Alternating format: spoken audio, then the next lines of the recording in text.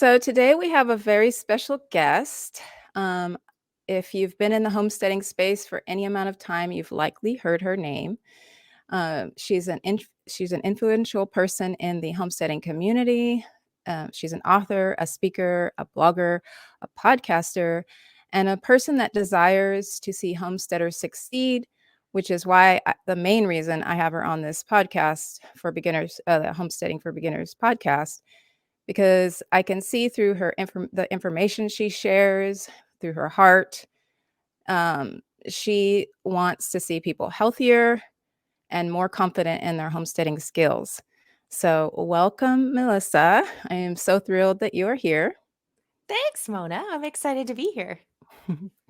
So, I have a funny story to share about us meeting the first time. Um, so, this back in April of 2021, when the audio social app Clubhouse was really a big thing, was booming.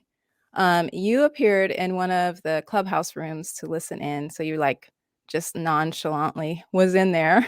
One of the other people in the room spotted you first and went all fangirl. She was like all getting excited to see you there. And then they were like, "It's Melissa K. Norris." And I was like, "Who is that?" So that's the funny part. But let me tell you. I love it. I love it. I had no idea who you were, okay? But at this point, I was very much out of the online homesteading loop. I had been away from blogging and social media for a while at this point, so I missed it. I missed your boom, you know. But then I did a research and I searched you and learned more about you, and I understood why everybody was fangirling about you. And you were just so kind to come and have a conversation with us, and then you even came back and had an interview with us on Clubhouse. So I just thank you for that, and that's how we met. So I wanted to help people understand how that happened. Do you remember that whole I I do. It was funny. In that moment of time, Clubhouse was this very big thing, very short-lived, Mhm. as some trends do, And I totally remember, and I was excited just to see the conversations that were happening, which is why I was coming in like as a fly on Mhm. a wall. And if I ever get so big-headed that I expect people to know who I am, the good Lord, I'm sure will knock me down a peg or two. So don't feel bad that you didn't know who I was. Okay. There's a reason that you should.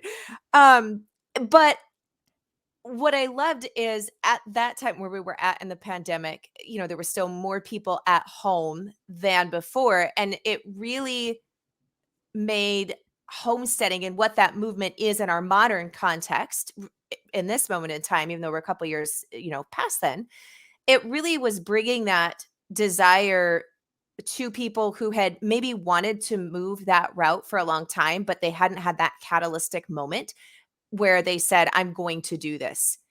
But that's kind of what the pandemic brought. So for folks who Mhm. were already, it was on their radar and they were interested in it. It was kind of that push they needed to start. But it also was a really beautiful thing because even though it was lots of bad things came from that, right? There was a lot of good that came from it too. And so a lot of people who maybe didn't really realize that you could do a modern form of homesteading. It's not really full on farming. There are Mhm. parts of homesteading that are farming and there are homesteaders that do farming, but it's really that backyard at home environment where you're looking to produce more than you consume or looking to Mhm. make more in your own kitchen or on your backyard, and all different things, not just food. It's for some people, it's making homemade soap, it's making homemade skincare items. So homesteading encompasses so much more than just the food growth and production, though that is a large part of it and where a lot of people start. So it was really exciting to see so many people looking at that as even a possibility that it hadn't been on their radar at all before. And so Clubhouse, I feel in that moment of time was really helping that and just creating discussion for people to talk Mhm. about it and start to realize, what possibilities and what things they actually could do and what other people were doing, and brought some hope in Mhm. at a time where I think a lot of people needed hope. Right, I agree, and for me, it brought community that I didn't have because we moved from California to Georgia, we had been here a couple years, but I was newly at my homestead trying to restart my life here with my family, and I had nobody that really wanted to talk about homesteading. So that was for me, it was like, "Oh, I found my people," and it was just such a great thing. And I made so many connections. I'm actually having several people that I've met on Clubhouse on my podcast and have had them.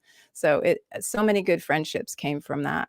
So, yeah, I agree. So many people realize that it wasn't as scary to get into the lifestyle as they thought just by listening to those conversations.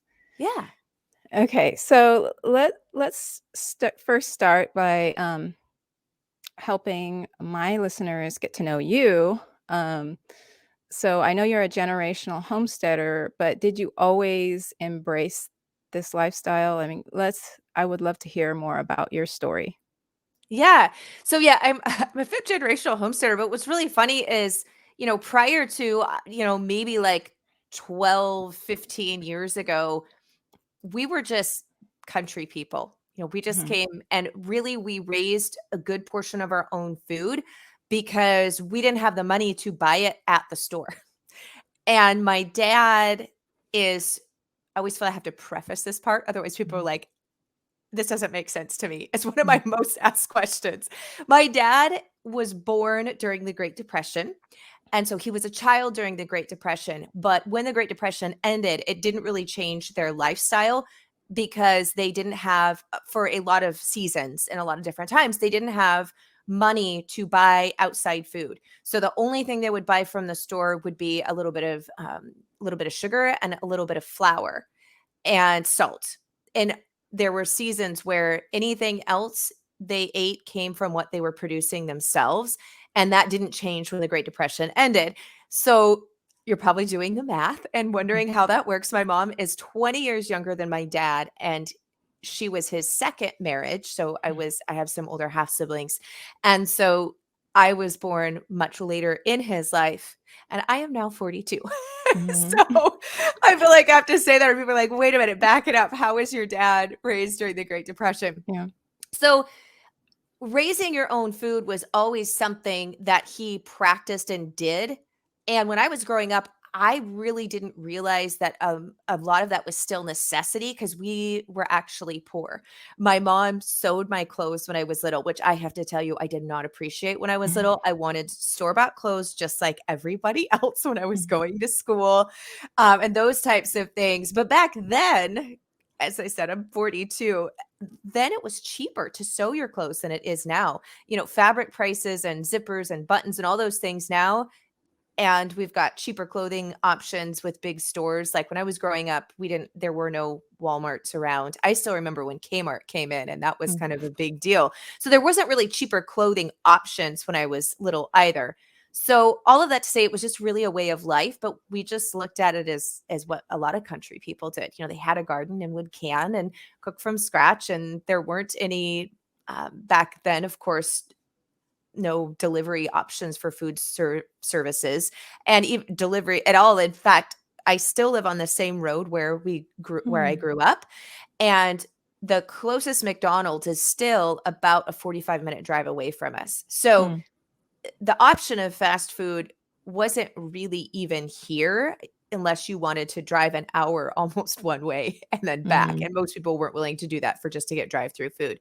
So I was very much just raised this way, and it wasn't until I got into high school that I realized when I would go and stay the night at other people's homes that they didn't have mason jars with food, and they didn't have cows, and they weren't pulling their own beef from the freezer, that and they had Oreo cookies. I still remember I was a freshman in high school, and I was going to a girlfriend's house to stay the night, and she was all excited. She's like, "We get Oreo cookies tonight."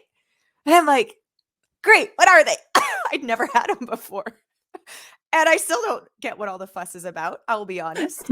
I'm like, I much prefer homemade chocolate chip cookies to an Oreo because that my mom baked cookies. We didn't have store-bought, but she would make cookies. So, of course, as I became an adult and I got married at 18, my husband and I are getting ready to celebrate 24 years of marriage. I also started working full-time as a pharmacy tech. And so I wasn't home. I was working full-time, and I used convenience foods because those pre-packed mixes and boxes and casseroles in a box and all those different things, um, they were convenient and they were easier. And so I started relying on a lot of that and not relying so much on making everything from scratch like my mom had. We still did a garden and still canned because I have never liked store-bought green beans. I My kids won't eat them. We try to be polite for at other people's homes and they serve that, but we don't like store-bought green beans or green beans in restaurants. Homegrown, completely different flavor profile. Mhm. They actually have flavor. Mm. So it was when I have 2 children, and when my youngest, my daughter, was an infant, the heartburn I got from when I was pregnant with both my kids didn't subside with her after having her like it did with my son. And it got to the point where I was taking prescription medications up to 6 times a day, but Wow. it wasn't controlling the symptoms. So I had stomach ulcers and just really bad GERD. I basically got to the point where I really couldn't eat anything. I was Mm. very, very thin. And I went into the specialist and they said, "Well, we need to do a scope because, your age, your weight, like all the normal indicators that people have GERD, you don't fall into those categories. So we need to see what's going on internally." So went in and had an endoscope done. And when they were doing the endoscope, they ended up biopsying my upper stomach and a spot on my esophagus that had a lot of erosion, Mm. and just kind of looked suspicious. So they suspected cancer. Thankfully, it wasn't. It came back benign on both the biopsy spots, but I had cellular change, and cellular change is that precursor to it actually turning to precancerous, and then Mm. cancerous. So the specialist said, "Look, you have to get off all of these prescription medications. You should have never been allowed to have been on them at these doses for the amount of time that you have been. And you have to figure out how to control this by the foods that you eat.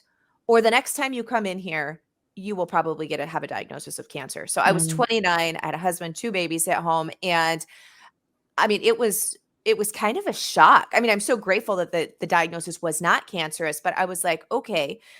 So I was driving home because we live so far out. It was an hour drive home, and I have this huge stack of papers on the car seat behind me. And it was just this very defining moment that I knew that God was giving me an opportunity to figure it out, or it would lead it to cancer and most likely death. Mm. And so I came home and I started just deep diving research, just keyboard warrior, just Mm. looking up everything I could find on foods that triggered ulcers and what's actually in our food and what's in all the ingredients, which led me down the rabbit hole of really beginning to understand genetically modified foods and the different fats and the different oils and just all the different things and additives that are put into our foods and how those can affect the body. And so I pulled everything out of the cupboards and got rid of anything that was a highly genetically modified crop. I had food dye in it, had high fructose corn syrup in it. I mean, all the stuff, and started cooking with grass-fed butter, coconut Mm. oil, lard. And at that point, we were raising our own grass-fed, grass-finished beef. And only the reason for that is because I grew up raising our cattle that way because we couldn't Mm. afford to buy grain. So thankfully, we couldn't Mm. afford to buy grain and we couldn't afford to buy weed killer.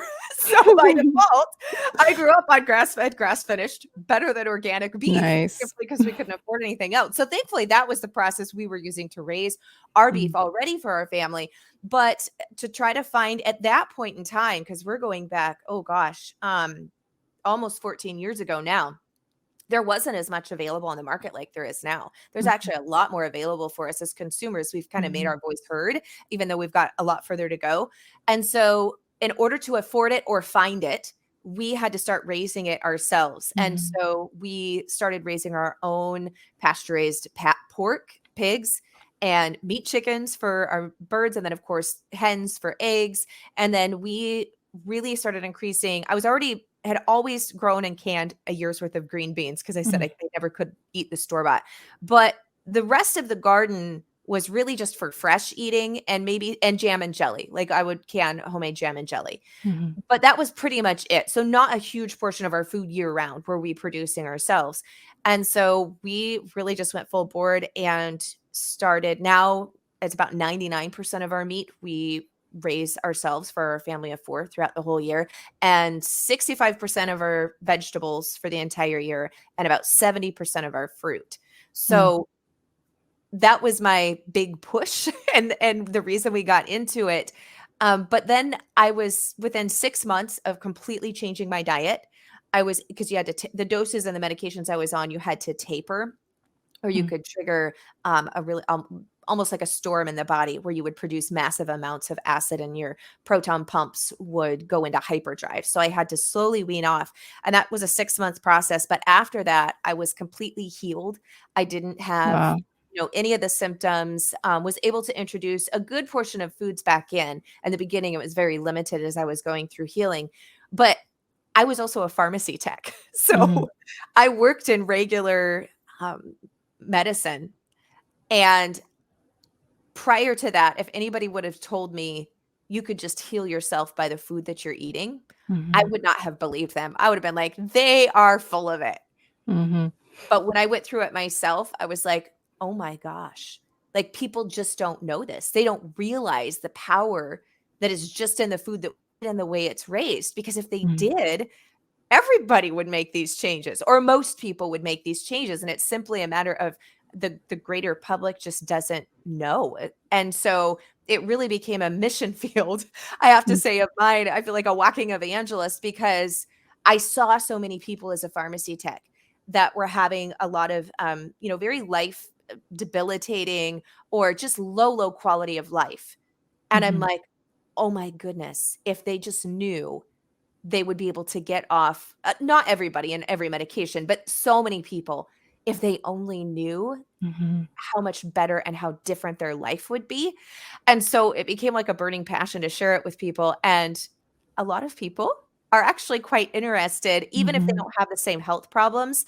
I find a lot of people who are looking to this way of life have health problems, and sometimes that's their catalyst, like it was for me. But other times it's people who are coming to it because they just want to be healthier and more self-sufficient. They want to do better for the land and the environment and all of those things. mhm, And they, once they start, then they like, oh my goodness, like mm, I don't have XYZ anymore. So it might not have started with health, but then when they realize what it's done for their health almost inadvertently, then they're like, oh wow. So anyways, that was a very right. long-winded part of my story, but I get No, very that's excited. good. Yeah, I love your story, and I remember hearing you share that in the Clubhouse. Uh, but I did want you to know, like, I love that I mean, I don't love that you went through all of that to figure out where you wanted to be, where your mission basically. I wish you didn't have to go through that to figure it out, but it's just that is a lot of everyone's story. That was my story as well, and my health changes. I saw health changes because I got rid of certain things and added certain things. But I also wanted to share that your story is very similar to my husband's, in that his parents were also raised in the Great Depression. They were actually older, I think, than yours. My husband's older than you as well, he always had to explain that too. It's like, okay, well, my mom was 42 when she had me, Yeah. so but yeah, so that's great. But yeah, I love I like I said, I don't love that people have to go through bad hardships to discover, what works for them. But thank God we do discover what works for us, because otherwise, Yeah. Well, otherwise it anyway, would just be for naught. I mean, because we're going to go yeah, through hard, struggles regardless. But right. if there's nothing good that comes from it, then it's just a struggle. But if Right. there's that good that comes from it, then it makes it worth it. Yeah, Yeah. exactly. And you can share your testimonies and things like that. Okay, so my listeners are new homesteaders and homestead dreamers. So many of the people listening um, don't have either just thinking about starting, um, or have started and just in the beginning stages. So um, but a message I want, and I'm sure you do as well, people to know, is that your kitchen is a great place to start homesteading. You don't need land, you don't need all the animals. You can start in your kitchen which brings us to the topic of preserving food. One of your books that you've written. How many books have you written so far? That is I have to actually sit and count for a minute. Okay. This one is my 5th. The 5th Fifth one book. is yeah, Okay. yeah. And the title is pres Everything Worth Preserving: The Complete Guide for Food Preservation at Home. okay. So that's what we're going to be talking about today. And this is actually a part of a series I'm doing right now on the podcast about small scale homesteading. And I figured this fits in perfectly with the topic of, you can start in your kitchen. Basically, you don't need all of the things. And it's a really good place to start because, like you said, like you shared, it can make so much difference in your health. Um, so maybe you could. I looked over your book and saw that there was 9 preserving methods that you share in Yes. there, and I didn't realize there was so many. There's probably more than that, right? Like, is that all of the preserving methods? Yeah. Well, it's actually all of the preserving methods that you can use, because different Right. foods, safety-wise, right? Mm, Some can't be preserved with one method, but they can with another. So it's really a guide that walks you through all of the different forms and then okay. tells you which foods can safely be done using that preservation method. So, real quick, I'll just run through them. So, you've got Okay. canning, and you've got within canning, you've got water bath canning, which is safe for acidic foods. And then you have pressure canning, which is what you need to do non acidic foods. So, vegetables that are not being pickled, meats, and combination recipes. And Mhm. then you've got dehydrating, you've got freezing. Of course, most people are familiar with the deep freezer and use that. So you've got that method. And then you have fermenting, which is another form of food preservation that has Mhm. wonderful gut health properties to it and is also really easy. So what I'll run through these 9 Right. and then kind of dive deeper into the ones where you don't have to really buy any special equipment or are really easy to do without a big upfront investment. Mhm. So fermentation is one of those. And Mhm. then you've got root cellaring, which you don't have to have a root cellar. Now, for some crops, you do need to have an environment like a root cellar because there's specific humidity and temperature requirements in order for it to store long term. But there's actually quite a few things that you can do. I don't have a root cellar. We don't even have a basement. I don't have an unheated garage. I literally just have my house. And there's many ways that you can use those root cellaring techniques, just even in your regular kitchen, Mhm. or if you have a room that you can kind of partition off and keep a little bit cooler. Then there's freeze drying, which of course requires a freeze dryer, which is probably the biggest investment of home food preservation equipment. Mhm. And then you've got infusion, which can be done. Sometimes it's with vinegar, sometimes it's with alcohol, but different ways of infusing a liquid with the herb. And then you've got salting and smoking. So salt Mhm. curing and or smoking. And really the salting and the smoking are kind of forms of dehydrating because the action, they're taking the moisture out, and that's what is stopping the decay process Mhm. and the further breakdown of enzymes. But you're not putting it in most cases, you're not actually putting it in a dehydrator. You're using the salt independently. And with the smoking, obviously, you're going to need some type of smoker because it's the actual smoke itself that also Right. brings flavor. So those are really your 9. And I counted 9 as water bath canning as one, and then pressure canning as the other, even though they're both technically canning, because you Right. are using different. You have to use a pressure canner, obviously, to pressure can, so slightly different mechanism there. But Mhm. those are your 9 ways to preserve food at home. And aside from the pressure canner, and really even the water bath canner, because canning was really just invented with glass jars, the mason jars, in the latter part of the 1800s. Mhm. And then your pressure canners were introduced for pressure canning in the early 1900s. So as far Mm. as humans eating food goes and preserving food, it's relatively new. And then of course Mhm. the freeze dryer was really, home units just really came on the scene about 10-15 years ago. And then prior to that, I think it was about the 1940s or 50s that they started using freeze drying techniques.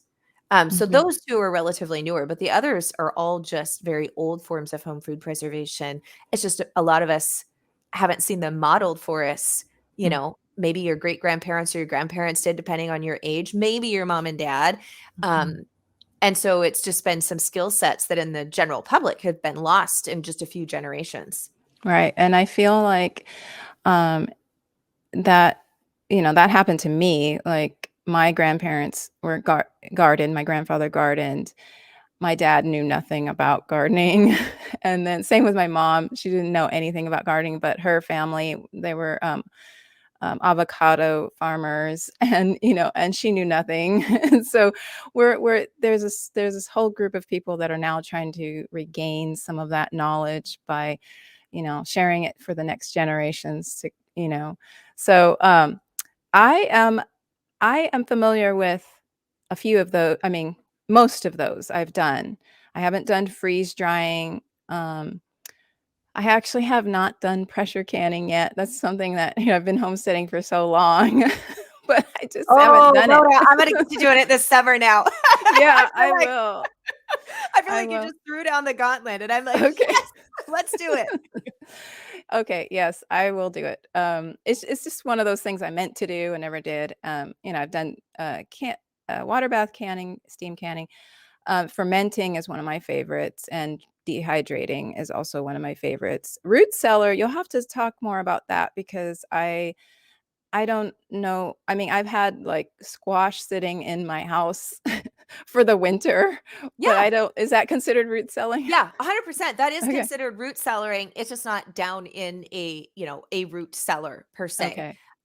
So the root cellaring technique, the easiest ones to do it with, because you don't have to have as cool of temperatures or as high of humidity. And of course, this is going to change. Like, you may have higher humidity than I do, because up here in the Pacific Northwest, we have some humidity, but it's not anything like Tennessee, or even Mhm. Virginia. When I've been to those areas, that or Florida, they Yeah. have really high humidity, but they Well, also have the yeah, warmer Georgia's temp. right Yeah. there. Right. So you've got the humidity factor Mhm. naturally in your favor, but then it's going to be finding for those specific foods, the being able to maintain the temperature with the humidity. So Okay. where humidity and temperature aren't as big of play, like it's basically room temperature, the longest storage, ideally your temps would be in around the 60 degrees Fahrenheit. So I know, depending Oh. on if you have air conditioning or what your internal house temperatures are, but that's going to Okay. be your garlic, your onions, and your winter squash. So Okay. the key with the garlic and the onions, though, if you're growing them yourself and or you're able to get them from a local farmer, is to cure them. Mm. And so you want and to pick long storage varieties of onions. Now, garlic soft neck actually usually will last 12 to 18 months. So it will Mm. go the longest before it will start to sprout. Hardneck will go anywhere from like 6 to 9 months. I've had a few hardneck go almost 12 months. My soft neck just naturally. So just kind of keep those things in mind when you're Mhm. planting and or purchasing them. Soft neck garlic is going to give you your longest storage. Mm. And then with your onions, you want to make sure that you have storage variety. So, like Walla Walla sweets, any sweet onion does not have long term storage viability. It will sprout and rot. Mm. You within a couple of months, sometimes 4 to 6 weeks, just depending on it. Your red onions, there are a couple of red onions that have a little bit longer storage variety, but most of your storage onions are going to be the yellow variety, specifically Patterson and copra are both long-term storage onions. I have a variety that I got from Dixondale Onions. They're an online, you can order from them online and Mhm. they'll ship out.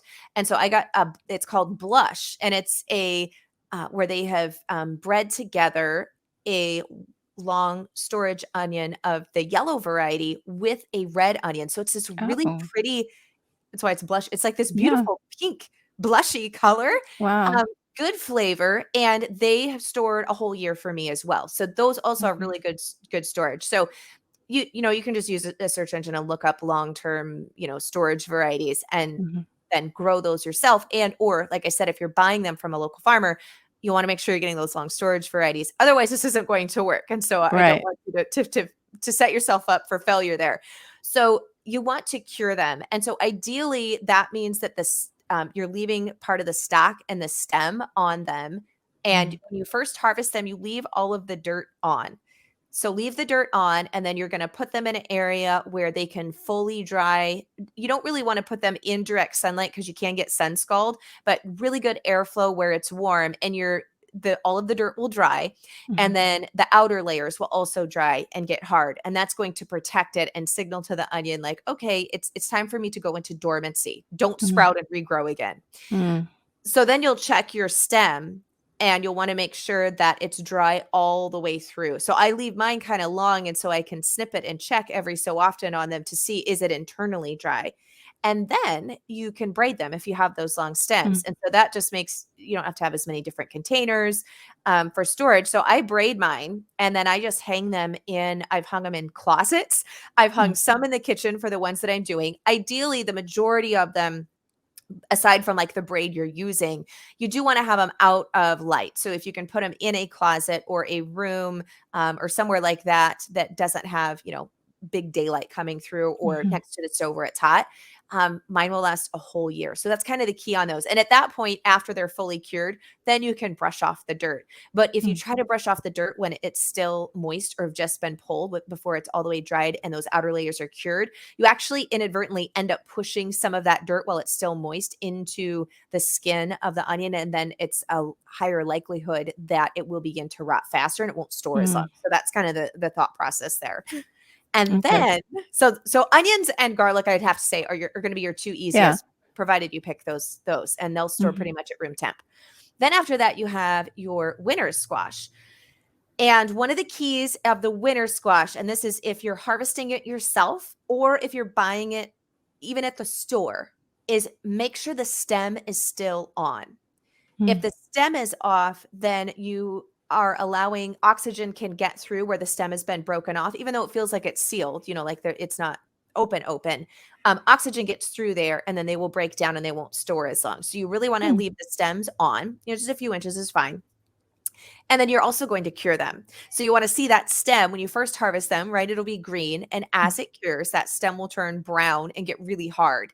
So that's one of your indications, like, okay. And then it's also for that outer layer. You want that outer layer of skin to be hard and impenetrable. Like I'll check mine with my thumbnail, just kind of push on it and see if it goes through or if it's starting to harden up. And so you want them to dry and anywhere like 85 degrees Fahrenheit to 60 degrees Fahrenheit. And again, out of direct sunlight is best, but where there's plenty of airflow and it's warm. So here where I live, that's actually hard to get sometimes in the month of October when you're harvesting a lot of that winter squash and it's ready. So I will even do mine by our fireplace if I don't have it, outdoor temperatures are no longer warm enough. So if you're like 80 to 85 degrees Fahrenheit, they will cure within like maybe a week, 2 weeks max. If you're cooler, like 60 to 65 degrees Fahrenheit, then it can take up to a month for them to cure. But once they're cured, then you just can move them. Like I said, I've done closets, I've done cupboards. I've even just done the open shelves beneath my kitchen island and put them in there. And spaghetti squash and delicata squash last the longest for me. I still have delicata squash we harvested in September and it's now May. Just on the other side of this wall, actually, we have a room that's just room temperature and they're storing there. So, wow. Yeah, I knew I was going to learn something. Okay, so I don't think I've ever officially got my squash ready for winter storage. I think I accidentally must have done that because they've lasted throughout the winter and stuff. But that was really, really great tips with both of those. And were you going to share something else? I was going to say the sugar pie pumpkins and acorn squash, those smaller ones, they will store for about 2 to 3 months on average. So those ones you definitely want to keep an eye on them and look for any little soft spots on the outside or feel them. Because once they start to go, once you notice it on one, usually the rest follow shortly thereafter. So that's always my sign. Like, okay, I've got to cook these up, figure out how I'm going to use them so I don't lose them all. But it does buy me time in the fall so that I'm not having to deal with them while I'm dealing with all the other things that won't just store on the shelf. Right. Okay. Okay, that is really great information. And so you guys understand my listeners now understand why you're so valuable. You're such a valuable resource. I would like to go a little bit through the rest of the list, if that's okay, and Yeah. just talk about like best practice tips um, for the rest of the list, the rest of the 9, so the 8 left.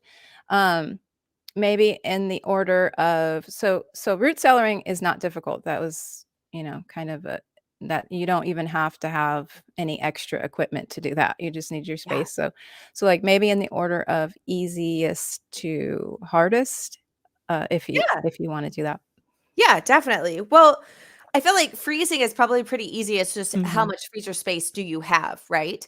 And then understanding with using the freezer that when you're freezing vegetables at home, like fresh vegetables that you've got either from the grocery store or your own garden or farmers markets, wherever you're bringing them in, that certain vegetables do need to be blanched before freezing. mhm, And the reason for that is because they're freezing, there's that doesn't stop the enzyme activity. And it doesn't kill bacteria, it just puts everything in a hibernation form. So that's like mhm, you freeze raw meat, but once you thaw it, you still have to cook it in most cases, right? right. So with some of your vegetables, I have not really most fruits, but most of your vegetables, if you don't blanch them, you can either do it in boiling water for in each vegetable will tell you like how many minutes or seconds or steam blanching them before freezing, then you'll set yourself up for failure. The texture will be off, flavor can be off, and they just won't ever cook back quite right. Whereas Mhm, if you do blanch them, the ones that need it, it really is an important step. I skipped it when I first started freezing some of our winter squash, and I couldn't figure out why when I went to cook it 3 months later, it would never cook. I'm like, I've mhm, baked this for 2 hours. It should have been done in 20 minutes. And it had just a really had an off flavor. Not like it had went bad, but it just didn't taste good. And that's where I realized the importance of mhm. blanching. It wasn't a suggestion. Right. It was Yeah, something that I should have done. okay, and I wouldn't have even thought of I don't think I've ever done that for winter squash. I'm not sure that I can remember if I've frozen winter squash before, but I wouldn't have thought winter squash you would have to do that. I mean, like, green beans and things like and tomatoes, I get those, but winter and you said winter squash or regular or summer squash, did you or both? Which winter squash. I Okay. will, it depends for summer squash, zucchini specifically, Mhm, if I'm wanting to freeze it like in rounds or slices, then I will blanch it. If mhm, I'm grating it up and it's gonna go in like a bread where it's, really incorporated with a lot of other stuff grating wise, I mhm. don't blanch it. But I Okay. do if it's like the round medallions or quarters, depending on how big it is by the time I actually pull it out of the garden. Okay. Yeah. And in case someone does not know what blanching is, can you quickly explain what that is, that process? So blanching is where you're putting something in either steam and or boiling water, not to fully cook it, just long enough to stop that enzyme activity that still goes on after harvest, and that's what goes along and actually breaks down food and then transitions to rot, etc.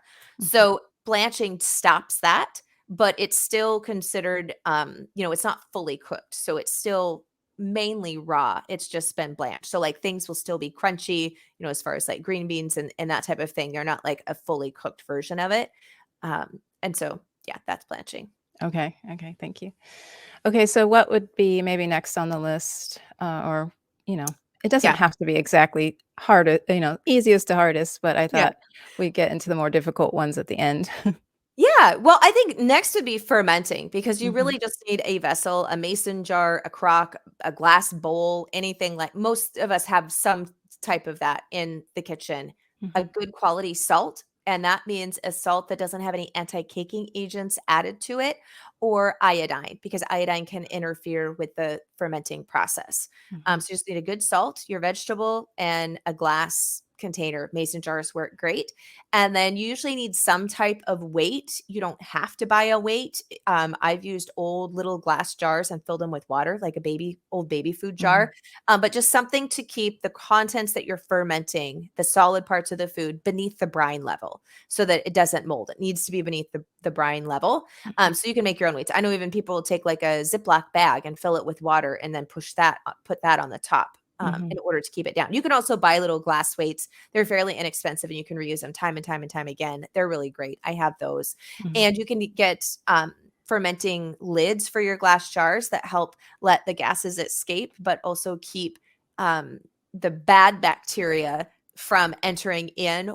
until it's got its established pH. Because the act of fermenting, it's actually acidity and salt.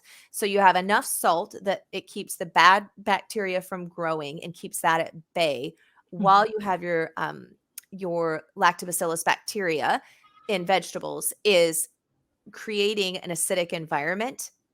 It's really cool. So it actually Mhm. creates an acidic environment. And then you have all of the great probiotic parts that are in the food and all of this good gut bacteria, and it acts as the preservation mode as well.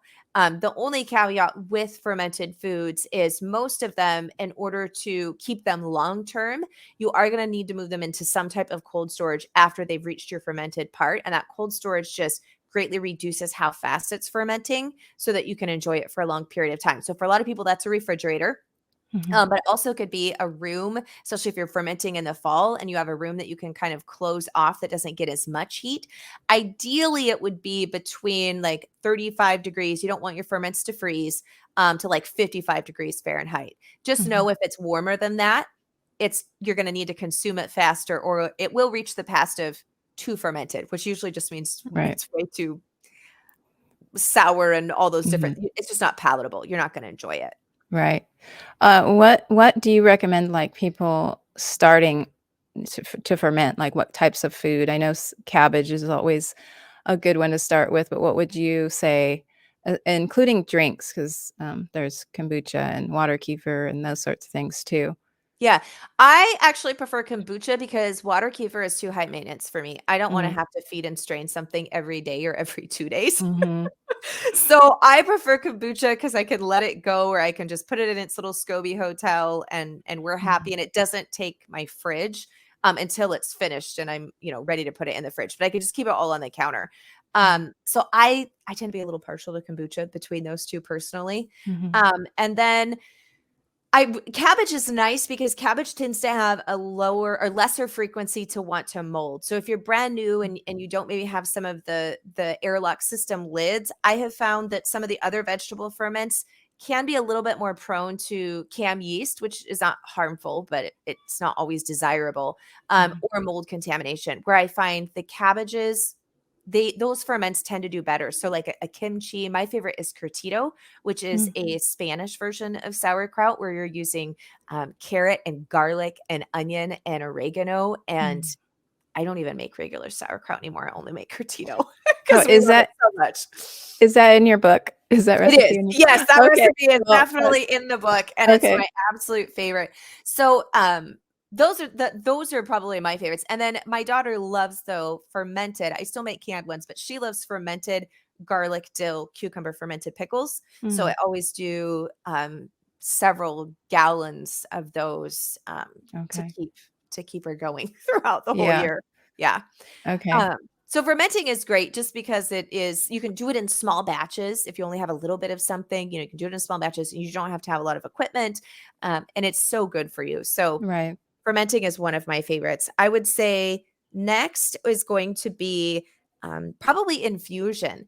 And so Mhm. infusion is just where you are either infusing the fruit with alcohol to help stabilize it, or the vice versa. Like if you're using herbs, you're actually infusing the liquid with those herbs. And then sometimes you're straining it out, which would be medicinal herbal tinctures, but you also can do it for flavoring. So Mhm. you can do, homemade lemon extracts, almond extracts. Of course, vanilla extract is something a lot of people are Mhm. familiar with, but that is a form of infusion and preserving that food as well. So those are relatively easy because again, you just need to have the alcohol and or vinegar. You can also do vinegar Mhm. infusions. Um, but that liquid, a glass jar, and then whatever you're infusing it with, herb matter, fruit. Usually it's herbs and fruits. Those are your Mhm. general ones. But again, pretty easy to do. You don't have to have a ton of equipment. And then sometimes you do oil infusions are another one. And this is where we do need to talk safety for a minute. Mm. So when you botulism is probably the most dangerous form of food poisoning that you can get because it's a fatal neurotoxin that you actually have to get an antidote to. It's not like you just get sick and throw up and then you get over it like you would, Salmonella, E. coli, some of the other things we think of as food poisoning wise. Mhm. Botulism is not one of those. And botulism, you can't smell, you can't see, you can't taste, you cannot identify it. Wow. by any way, shape, or form until you start to come down with the symptoms, which can be blurry vision, weakness of limbs. Like there's some symptoms. The good news is it's actually very, very easy to avoid if you are using updated, safe, tested methods of home food preservation and you understand how it proliferates and how to avoid it, which is one of the biggest things that I wanted to hit with the book, Mhm. because a lot of people think botulism with canning, but you can get botulism in other forms of food preservation. Salt curing with meat is one of those, as well as Mm, oil infusion is mm, another. And so with the oil infusion, because it doesn't have, so botulism won't grow in acidic environment. So mm, 4.6 pH on your pH scale or lower, because the lower the number, the more acidic. mhm, Botulism cannot grow in an acidic environment. So that's why you can water bath can fruits, and we can do a lot of different things like infusing fruits and all that, and you don't have any issues. mhm, Um, if it is 4.7 or higher, so you're going more alkaline, right? Then botulism can grow in those environments if it's present. And because we can't see and identify the spores, and they can be all over. They definitely are in the ground. Root vegetables are a higher likelihood of having botulism. But again, it can be in meat, it can be in the air, it can be on surfaces. We come mhm, in contact with it a lot, but we're not ingesting it in a form where it's been allowed to proliferate, and it's harming us. So, in an area that is not acidic and is anaerobic, does not have oxygen. So, mm, inside oil, if you have something in a jar of oil and the oil is covering the top of it, that's anaerobic. A sealed canning jar, that's anaerobic. mhm, Inside of meat all the way, then it's not close enough to the surface to have the oxygen hitting it. Those are anaerobic environments. So that's mhm, where we need to be careful. So with infusion, a lot of times people want to make garlic oil. Garlic is a root vegetable. mm, Garlic has been shown to have botulism in it, and garlic infused oil specifically has tested positive for botulism. So, if mm, you want to make those infused oils, you can. However, 3 days in the fridge, this shocks people when you're doing garlic. If you're mhm, just doing garlic with straight oil, 3 days in the fridge, and then botulism can grow even in the fridge, and that needs to be tossed. You can put it in the freezer to prolong it longer, or you can acidify it. So there are very specific instructions that you can acidify it to extend the shelf life in the fridge. mm. But just know garlic infused oil is a botulism danger. And so anytime you're using oil as your infusion mechanism, you need to be making sure you're following tested recipe, et cetera, to avoid that. Okay. Uh, Real quick, you said 3 days in the fridge, that stops the botulism? no, you have Oh, a it 3-day safety window with it in the fridge to use oh, it. I see, I Doesn't see. stop it. So after 3 days in the fridge, you Okay, need to toss it. okay, Yeah, I so make see. small amounts, right? Small Okay, amounts or just keep out the amount you're gonna consume within 3 days, still in the fridge, and then okay. freeze the rest. Yeah, I see, I see. Okay, that makes sense. yeah. Okay. What's next on the list? Okay, up next, I'm like, "Okay, which ones have I talked about here?" We've done okay, then I'll say salting and smoking and dehydrating, they both use similar mechanisms. As I said, you're Okay. pulling out the moisture, Mhm, and then it's so dry that you're not going to have the breakdown of the organisms and mold growth and all of those things. You with the salt curing, you have to be careful with nitrates versus nitrites. mm, And then also if it's on muscles or big cuts of meat to ensure that it's properly infused with the salt so that you don't get the possibility of botulism. mhm. And so that we go into to greater detail within the book. We don't really Right, have the scope to dive super deep into that. And I don't think that's a method that most people are looking to start with. However, like right. making, homemade beef jerky and you can smoke that or smoking meats. Those Mhm, are all great. They do help preserve it, even though typically we still store them in the fridge. mhm. But it does definitely preserve it versus a fresh a fish, for example, sitting in the fridge. If it's smoked, it'll sit in the fridge much, much longer. Right. And then salt, though, same thing. It's pulling out the moisture, but I love to use salt for a lot of my herbs. I make herb Mm, salts, especially herbs like basil that I don't bother dehydrating basil because I find that it doesn't have much flavor after it's been dehydrated, like nothing mm, like when it's fresh. yeah, And so I make basil salt. I also make celery leaf salt. mm, And so you just use the whatever salt that would regularly be in a recipe. With all the celery, I'll use the celery salt, but it really keeps that fresh flavor alive. mm, And so that is one of my favorite and really easy because all you have to have is the herb. I use a food processor. or a blender. You can even pulverize it by hand if you have a mortar and pestle to the salt ratio. And that's all you have to do. And then it Yeah. stores. So that one's one of my favorites. And then dehydrating, because you can dehydrate some things without an actual dehydrator. If your oven will go down to a low enough temp and you can prop open the door, you can dehydrate certain things. An actual dehydrator is nice because it allows you to select specific temperatures and maintain that evenly. But you don't have to have a dehydrator to necessarily dehydrate, especially leafy things like herbs, things like that. I'll just hang bundles upside down and let them dry that way, just completely air dry. So I feel like that one's a pretty lower barrier to entry Yeah. for certain things.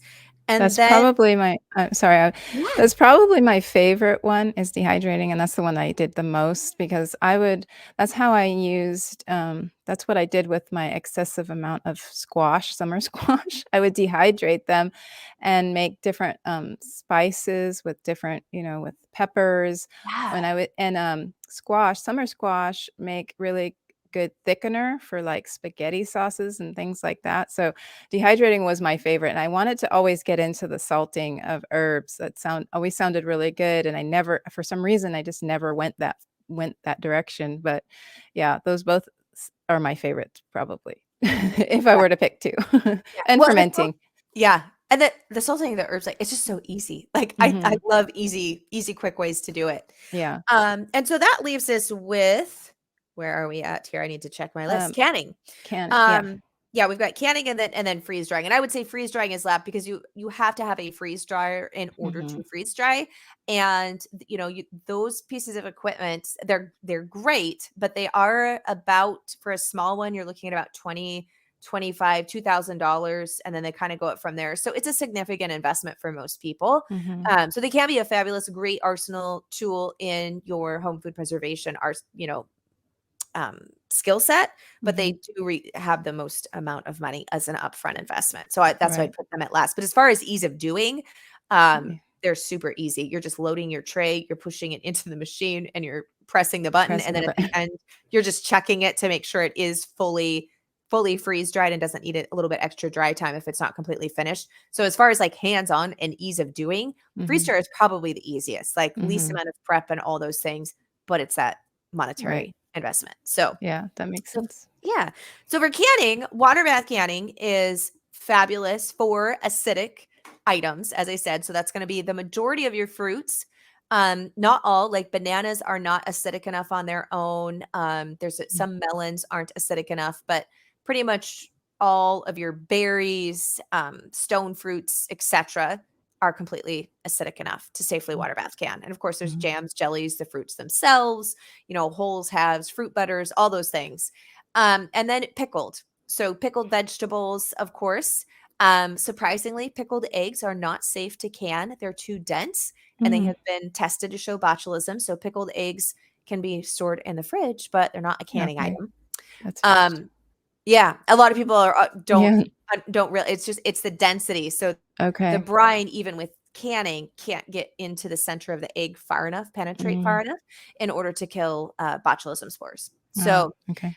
um, but the great thing about water bath canning is you need to have your canning jars and your lids and bands and then Mm. your food, but you can use any large pot as long as the water completely covers. We'll pretend my coffee cup is a canning jar here. Mhm. Once it's put into the pot, you need to have something on the bottom. So if you buy a water bath canner or a steam canner, they'll come with a rack because you don't Mhm. want the jars sitting right on the bottom of the pot. You need them a little bit lifted up off with the water flowing underneath. But you can use like a twisted dish towel. You can use Mm. the extra round bands that come with your canning jars, and you can make a rack like that and put those in there. So you don't have to have a rack. You can make one. Mm. Put your jars in, and then the water, once the jars are fully submerged, needs to cover the top by 1 to 2 inches. If your processing time is longer than 30 minutes, which there's a few recipes and they involve tomatoes that have a longer processing time, you need to have that 2 inch so that as even with the lid on, it doesn't evaporate too much and that Mm. there's always liquid covering the top of the jar. So that's just making sure you have a large enough pot that is deep enough once the jars are in there. You've got that over the top. Right. So as I said, water bath canning for pickles. And again, like with canning pickles, just make sure that you are following a pickling recipe that has been made for canning wise, because just because a pickle, like a fridge pickling recipe, um, doesn't necessarily have a high enough concentrate of vinegar for it to be safe to be canning with. Mm. And so that's where I see a lot of people, like with homemade tomato sauce recipes, just want to make their favorite tomato sauce, but their tomato sauce generally, like spaghetti sauce, pizza sauce, etc., people will be adding in peppers and onions and garlic, and Mhm. tomatoes are already borderline on not being acidic enough. And so when you add in peppers and onions and garlic, those are non-acidic items. You Mhm. are actually changing that ratio to above a 4.6, and then it's no longer safe. So the Mm. canning recipes, and I go over that too, pickling brines, etc., when they've been formulated for canning, it's to ensure that the end product is that 4.6. There's the pH part, but there's also the density part.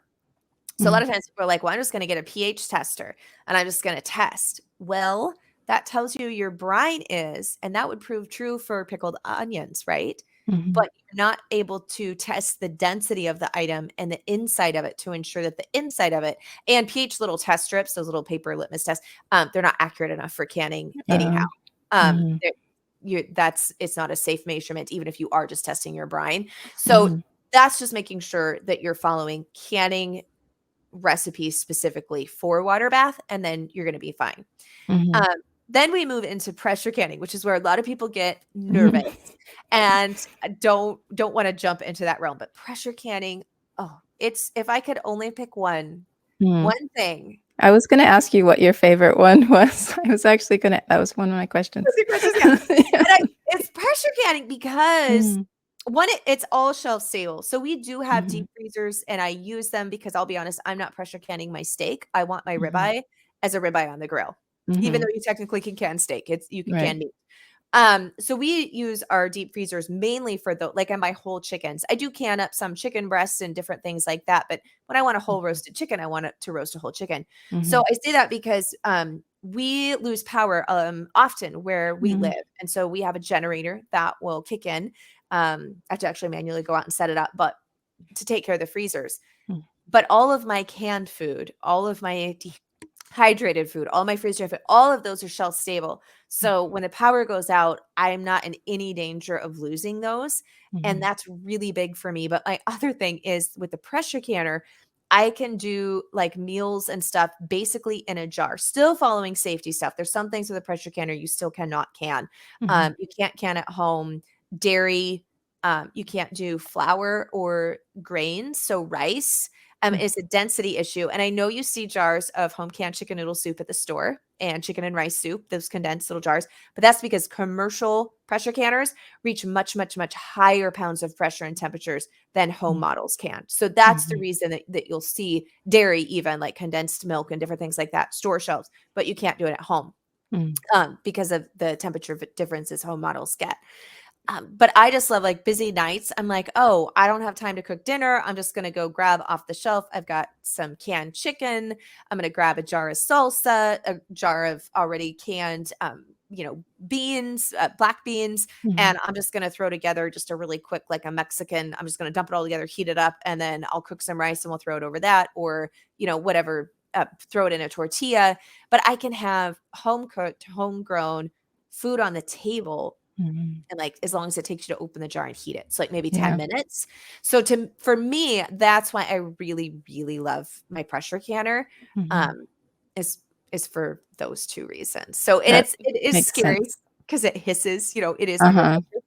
But all of the newer models, and by newer, I mean like 1980s or newer, Mhm. have double mechanisms built into them, unlike the pressure canners of old. So they Oh, have okay. two fail safes. Basically, they have two different mechanisms so that they don't explode and the lid Mhm. doesn't come up, that type of thing. So it's actually pretty hard um, for you Mhm. to have a mishap that way with the pressure canner. Yeah, it took me a long time to even use the Instapot. My husband was the one, he bought it or we bought it or we got it, and I wouldn't use it because I was nervous about it, but that's another thing I know people ask, about often is, can you use a Instapot for canning. Yeah, and it's a big no, Yeah. and I love my Instapot. I actually use Mhm. it quite often. It's a no, and the reason for that is, they did third-party testing, and it does not hold the pounds of pressure in the electric pressure cookers like an Instapot. The pounds of pressure is not held consistently all the way throughout, and so when you're Mm. canning, it's really important that you have your pounds of pressure correct to your altitude. So if you are 1,000 up to 1,000 feet above sea level for meats and vegetables in the pressure canner, you're canning at 10 pounds of pressure. If you are 1,001 feet above sea level and higher, then you are canning, if it's a weighted gauge, at 15 pounds of pressure. Mm. So that's why I say pressure matters. And you don't Mhm. have the ability in an Instant Pot. You can't change the pounds of pressure based upon your Right. altitude, number one. But number two, when you're canning something, it has to be kept at that pounds of pressure for the entire time to ensure that those botulism spores have been killed. So, for example, a pint of green beans at 10 pounds of pressure for altitudes 1,000 feet above sea level or lower, I'm only like 650 feet. So that would be me. Mm. It's 20 minutes. Mm. If it at 18 minutes drops below 10 pounds of pressure, I have to start it all the way over again. It is Mm. being at a full 20 minutes, whatever the time is, at that pounds of pressure for the entire time to ensure botulism spores are killed. Mm. So, because the Instant Pot does not keep it at the pounds of pressure all the way throughout, it'll have dips and fluctuations. It is not safe to can in. Okay. That totally makes sense. I've never heard that explanation. I just knew it was you couldn't do it. So that totally makes sense. Well, this was really, really great information. I know that my listeners are going to enjoy this, and I know that this is going to inspire some people to get started with at least one of those preservation. Well, they probably are already doing at least the freezing, right? Yeah, most folks are using the freezer. Yeah.